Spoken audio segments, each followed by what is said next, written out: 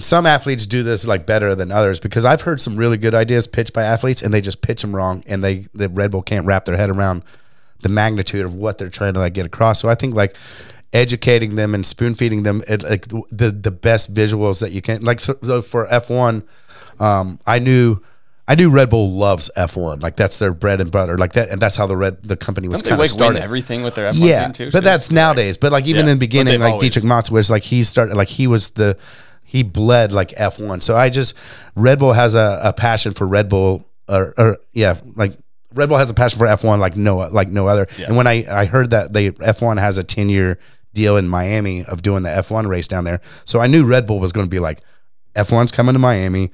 We're going to like, and they do I don't know if you've seen like other edits, but they do insane edits like with F1 and like in Dominican Republic or wherever. They do all these crazy, any locations they do this like kind of like edit. So I knew that they were going to like do a really sick edit for like Miami. And then that's how I was like, hey, if they're doing an edit in Miami, I want to barefoot behind like the F1 car, like in the swamps down there.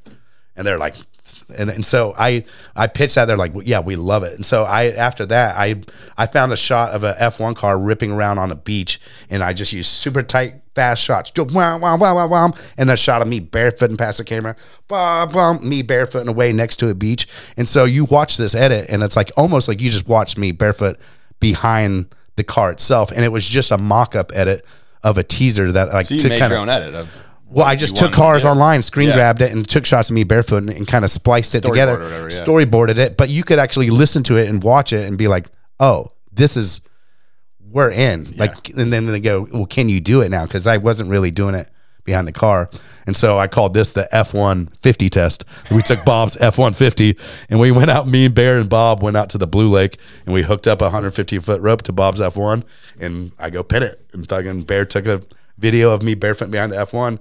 I'm just and then I go, that's a proof of concept. So a lot of times you'll come up with this idea, you got to prove to them that you can do it before they get the cameras and they clear the location and get all this kind of like extra kind of money pushed into it. So I did that, and then me and Barrett, and then they go, okay, now where are you going to do it? So I had the idea, we had the proof of concept, and now we got to find like the location of where you can do it, which is, and this one was like the hardest kind of like thing to do, is like finding a spot that didn't have guardrails, that was right next to the road. That was like, we wanted dust, we wanted a gravel road, we wanted it's gonna be long. We wanted the atmosphere of the car like ripping kind of like rocks and kind of like shit. So and we actually, that's why we went down to the Seminole Indian Reservation down there, because as soon as you get down to there, they don't have the same code that they have to follow to the roads. So anywhere in Florida, if there's water next to the road, there's a guardrail. So, but as soon as you get to the reservation, there's like there's all these canals, no rules. So yeah, there's like all these cool canals with just like with grass embankments, and so we found the thing, and then then off we go. I mean, nothing went wrong, I would assume there, but like any close calls with that, because it's pretty gnarly. Because how fast did you go? We're going. The fastest I went was like 70 miles an hour. On average, I was probably going like 55 or so, 50, 60. The Gator was pretty fucking sketchy. Like that was probably one of the sketchiest things. The weird thing was like when we scouted the location, me and Bear, the grass was like this tall, and then we filmed it 3 months later, and the grass was this tall. And we're hooking up to the car that's probably only about as tall as my beer off the ground. Yeah. So now my rope's going to be going through the weeds and weed whacking. So now that was one of the hardest points. It's pulling on me. And the thicker it is, the more it pulls you in. The lighter it is, the more you can like tighten up the rope. So I'm like pulling harder and harder across to trying to stay clear of the weeds and stay away from shore as the car's going faster and faster and faster and faster. And then barefooting at like 40, 50 miles an hour, the water's soft enough to where you can dig your heel in and push out. But as I start going like 60, 65, the water's so hard to where you're just like, you start slipping it. No matter how hard, I could be on 1 foot and I'm still like, it's like my hand on this table. You just start like slipping into the shore, and you got to like, I like let go one time where I like caught a toe off of 1 foot from like the rope grabbing the grass, and it kind of like rolled me into the like shore and like ended up in like 6 inches of water. But it was all sand right there. I got lucky. There were some rocks around, but the Gator was the craziest thing. I'm a Florida boy, and that thing I was uncomfortable with that thing. How big was she? It was 11 and a half feet, dude. That's a big one. It was like 500 pounds or something. Big gator, dude. And they just caught it like 10. Everyone always asks me, they're like, is that a tame gator? It's a tame gator. It's a trained gator. I go, there's no training a gator.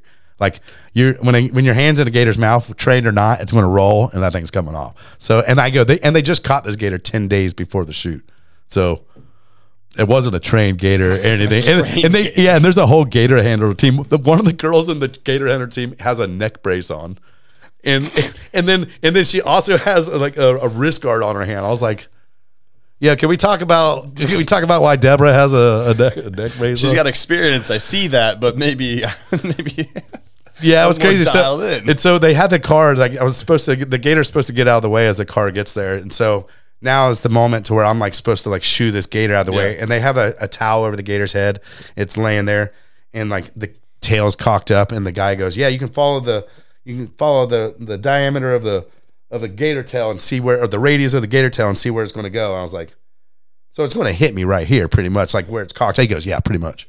And so and the director's all in action. So I have the stick, and I'm like poking this gator like on the back leg, trying to get him to like get him out of the way. And the director's he's all, "Kid, you lose the stick. It looks like you're like beating the gator, or like it looks aggressive towards the gator." So I'm like, all right. So I throw the stick away, and I'm like, well, now what? Now, like I was poking the gator with a stick, and he wasn't moving at all. And so now I go down, and I try to like touch the gator's leg, and I like lean down, and I like look at the gator handler, and he goes, "You're all good." And that's what I thought he said. He actually said, "That's on you," which is two totally different things. And so I lean in, I hear, "You're all good." And I was like, "Okay, good." So, and I lean in, and dude, I'm talking about the softest you can touch a piece of skin. I touch his like leg like that. And soon as I touch his leg, tail, whoom, comes flying around, hits me in the wrist. Mouth comes like flying right at me. And he was like, "If this gator comes after you, take the car and get the car tire in between you and the gator." I'm like, so I just like levitate to get away. And I'm like, "Go on, get out of here." And he goes, "Cut." And I go, we're good on this one, right? Like that's as good as a clip's gonna get right there. Oh man, we're not doing that. "You're all good." I watched it back on my phone. I was like, he didn't say "you're all good." He goes, "That's on you." It's a huge difference. I would have never went back in if he goes, "That's on you." I'm backing up. I'm like, "Give me that stick back." Yeah, give me that stick back. Oh, love it.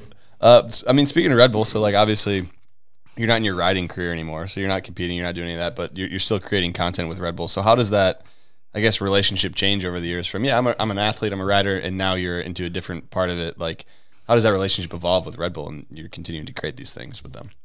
I think maybe in the beginning I was like, they love competitors, like they love podiums and stuff. So in the beginning I was getting a lot of podiums and stuff, but they were also encouraging me to come up with like, athlete projects, athlete ideas, or like concepts for icebergs or wake labs, or like depth charge or caves or like something. I didn't really come up with that one, but like they encourage you to come up with like the next like weirdest thing. I don't know. They just really, I don't think they were like really dependent on me to like win contests, and thankfully that's the best part about Red Bull, is like they just give you the resources and the freedom to like do anything.